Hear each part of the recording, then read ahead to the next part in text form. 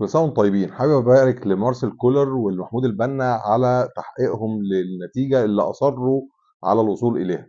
مارسيل كولر بيلاعب فريق ما عندوش رقم واحد إيجابي في سجله إلا إنه بيعرف يسجل أهداف، ولكن بيستقبل أهداف كتير جدا، وده اللي حصل النهارده.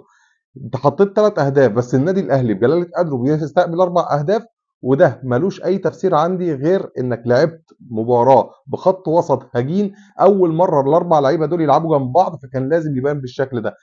عمر كمال عبد الواحد حطيته في مركز سيرد باك في ناحيه الشمال، يعني مش على عدلته.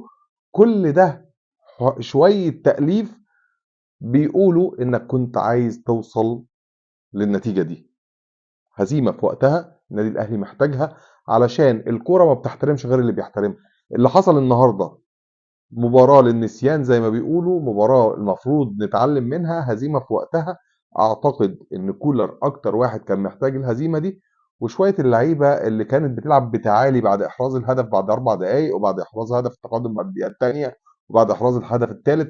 احنا عندنا لعيبه مش مصدقه ان قدامها فرق بتقدر تسجل فيها هي كمان، حتى وهو الفرق دي بتسجل فيها خلال الماتش نفسه. انا مش عارف ازاي لعيبه الاهلي النهارده قدرت تتعامل بالاستهتار ده، الا ان ليهم عذر واحد، ان المدير الفني نفسه تعامل مع هذه المباراه باستهتار كبير، وبناء عليه الكل غلطان، لم ينجح احد، وهزيمه مستحقه للنادي الاهلي. ونتكلم فنيات بكره علشان الموضوع ما يبقاش فيه اي جوانب عاطفيه وانحياز.